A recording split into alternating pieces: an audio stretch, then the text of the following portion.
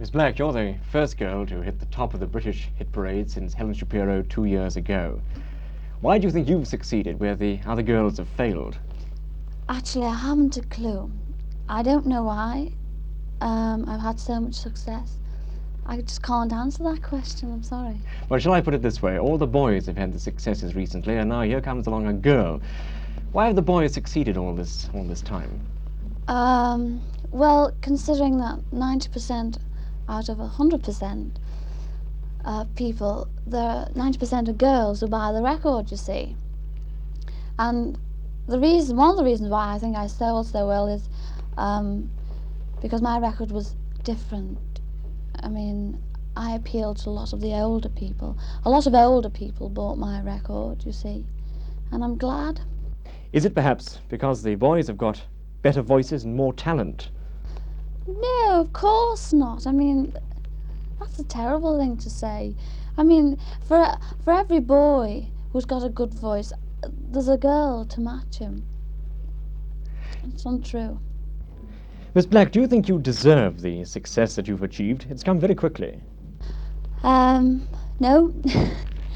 Actually, I've only been professional about 6 or 7 months, and it's all happened so terribly quickly. I wasn't contemplating on a #1 hit within 6 months of my career. I wish it had been in about 2 years' time when I'd had a hit. Yes, because you think of it, opera singers, they train for years, and success comes way in middle age, perhaps. And yet here you are, overnight a success. Well, opera singers don't get in the hit parade, do they? Do you think that you've been lucky to achieve your success because A, you were born in Liverpool, and B, you've managed to cash in on this Mersey sound? Cash in? No, I don't like that word, cash in. You've offended me. I'm very sorry. Well, apology accepted. I think it's helped me coming from Liverpool. But and my biggest asset is Brian Epstein, that's all. I don't think I'm cashing in on anything. I'd hate to think that people only bought my record just because I came from Liverpool and spoke with a funny accent. I think you've been quoted as saying that really and truly there's no such thing as the Mersey sound. What did you mean by that? Well, the thing what I meant was, look who come from Liverpool. There's Jerry and the Pacemakers, the Beatles, Billy J. Kramer, myself. Now, do I sound like the Beatles?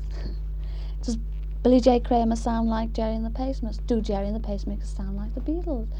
They're all Mersey sound. It's all Mersey sound. Just because they came from Liverpool, but it's not one type of sound.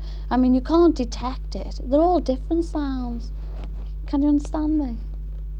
You present a very unusual personality, and a very individual personality, if I might say so. You talk in a slightly unusual way. You use unusual words. To us Southerners, it's sometimes a bit difficult to understand. Now, you talk about things being fab and gear.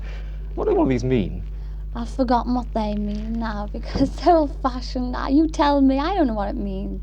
Actually, gear, I picked that up from my dad, who was a docker, because it's a well-known saying down at the docks, but they don't use it like it's gear. They say it's the gear, and things like that. It's a well-known Liverpool saying which has been gone on for years, but not known to the people who are the elite type. Only, the likes of us.